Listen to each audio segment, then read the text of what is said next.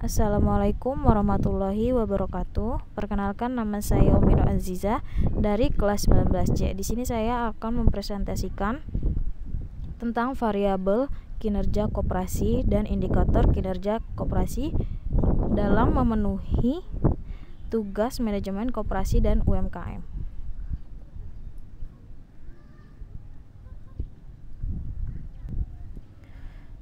Yang pertama, di sini ada variabel kinerja koperasi dan prinsip indikator kinerja koperasi. Variabel kinerja. Secara umum, variabel kinerja koperasi yang diukur untuk melihat perkembangan atau pertumbuhan growth koperasi di Indonesia terdiri dari kelembagaan atau jumlah koperasi per provinsi, jumlah koperasi per jenis atau kelompok koperasi, jumlah kooperatif aktif dan non-aktif, keanggotaan, volume usaha, permodalan, aset, dan sisa hasil usaha. Variabel-variabel tersebut pada dasarnya belumlah dapat mencerminkan secara tepat untuk dipakai melihat peranan atau pangsa atau share koperasi terhadap pembangunan ekonomi nasional. Demikian pula dampak dari koperasi atau kooperatif efek terhadap peningkatan kesejahteraan anggota atau masyarakat belum tercermin dari variabel-variabel yang disajikan.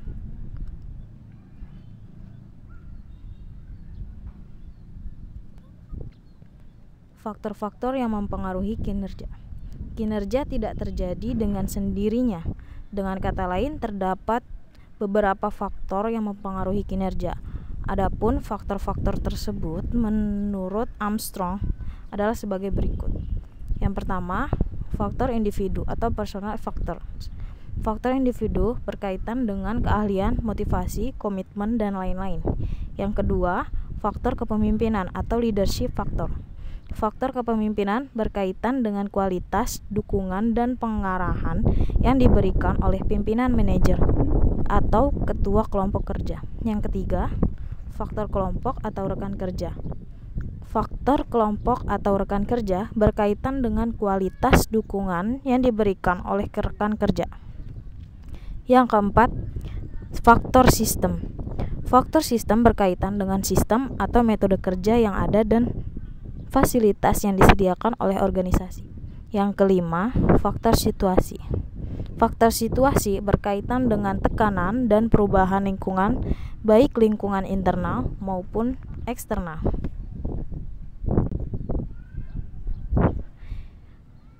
Pengertian indikator kerja. Indikator kinerja adalah proses di mana organisasi menetapkan parameter hasil untuk dicapai oleh program, investasi, dan akuisisi yang dilakukan. Proses pengukuran kinerja seringkali membutuhkan penggunaan bukti statistik untuk menentukan tingkat kemajuan suatu organisasi dalam meraih tujuannya. Tujuan mendasar di balik dilakukannya pengukuran adalah untuk meningkatkan kinerja secara umum. Pengukuran kinerja juga merupakan hasil dari suatu penilaian yang sistematik dan didasarkan pada kelompok indikator kinerja di kegiatan yang berupa indikator-indikator masukan, keluaran, hasil, manfaat, dan dampak. Pengukuran kinerja digunakan sebagai dasar untuk menilai keberhasilan dan kegagalan pelaksanaan kegiatan sesuai dengan sasaran dan tujuan yang telah ditetapkan. Indikator kinerja merupakan suatu alat manajemen yang digunakan untuk meningkatkan kualitas pengambilan keputusan dan akuntabilitas. Pengukuran kinerja juga digunakan untuk menilai pencapaian tujuan dan sasaran. Sedangkan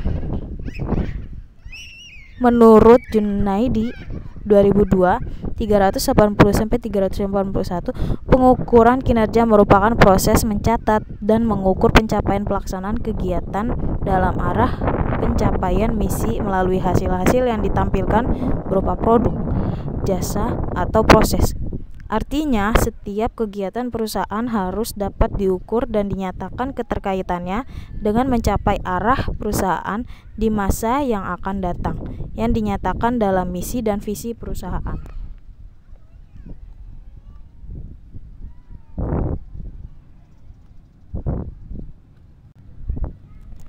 Prinsip pengukuran kinerja.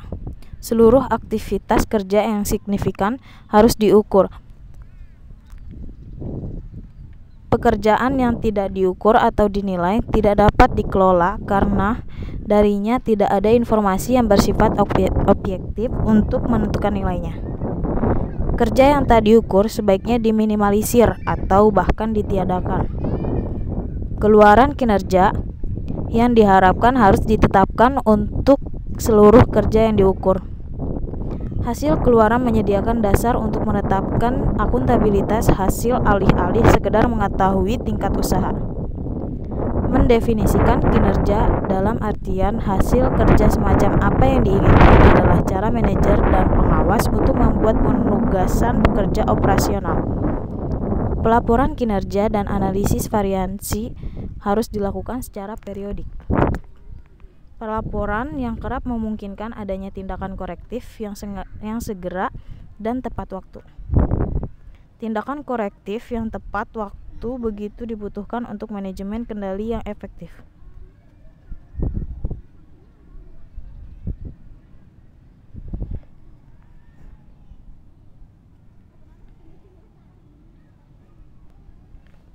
Pembangunan koperasi. Di negara berkembang seperti Indonesia, koperasi dirasa perlu dalam kerangka membangun institusi dan yang dapat menjadi mitra negara dalam menggerakkan pembangunan untuk mencapai kesejahteraan masyarakat. Oleh karena itu, kesadaran antara kesamaan dan kemuliaan tujuan negara dan gerakan koperasi dalam memperjuangkan peningkatan kesejahteraan masyarakat ditonjolkan di negara berkembang, baik oleh pemerintah kolonial maupun pemerintah bangsa sendiri setelah kemerdekaan. Berbagai peraturan perundangan yang mengatur koperasi dilahirkan dengan maksud mempercepat pengenalan koperasi dan memberikan arah bagi pengembangan koperasi serta dukungan atau perlindungan yang diperlukan. Tujuan pembangunan koperasi di Indonesia adalah menciptakan keadaan masyarakat, khususnya anggota koperasi agar mampu mengurus dirinya sendiri atau self-help. Jenis kebijakan dan program koperasi. Yang pertama, kebijakan dan program pendukung yang diarahkan pada perintisan dan pembentukan organisasi koperasi. Kebijakan dan program ini dapat dibedakan pula atas kebijakan dan program khusus, misalnya untuk yang pertama, membangkitkan motivasi mendidik dan melatih para anggota dan para anggota pengurus kelompok koperasi. Yang kedua, membentuk perusahaan koperasi atau termasuk latihan bagi para manajer dan karyawan. Yang ketiga, menciptakan struktur organisasi koperasi primer yang memadai atau termasuk sistem kontribusi dan insentif serta pengaturan distribusi potensi yang tersedia. Dan yang terakhir, membangun sistem keterpaduan antara lembaga koperasi sekunder dan tersier yang memadai. 2. Kebijakan dan program diarahkan untuk mendukung perekonomian para anggota masing-masing dan yang dilaksanakan melalui koperasi, terutama perusahaan koperasi yang berperan seperti organisasi-organisasi pembangunan lainnya. Tahap kedua, diofisialisasi. Melepaskan koperasi dari ketergantungan pada sponsor dan pengawasan teknis, manajemen dan keuangan secara langsung dari organisasi yang dikendalikan oleh negara. Tujuan utama dari tahap ini adalah mendukung perkembangan sendiri koperasi, tingkat kemandirian dan otonomi. Artinya bantuan, bimbingan dan pengawasan atau pengendalian langsung harus dikurangi.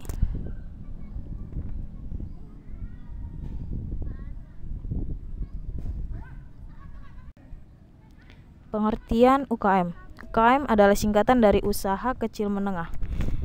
Sebuah bisnis termasuk kategori UKM apabila memiliki pemasukan maksimal 200 juta dan mempunyai kurang dari 20 orang karyawan atau pekerja. Namun, anak atau cabang perusahaan tidak termasuk UKM.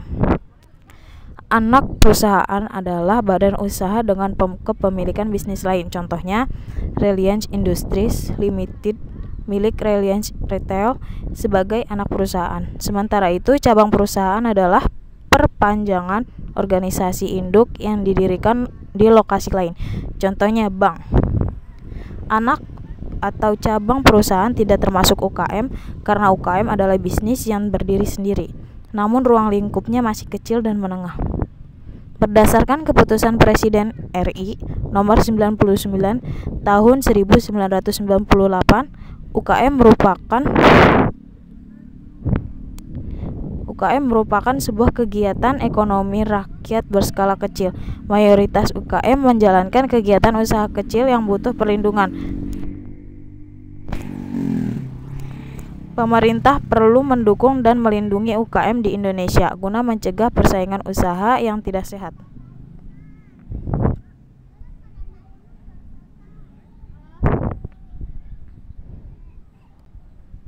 Cara membangun UKM.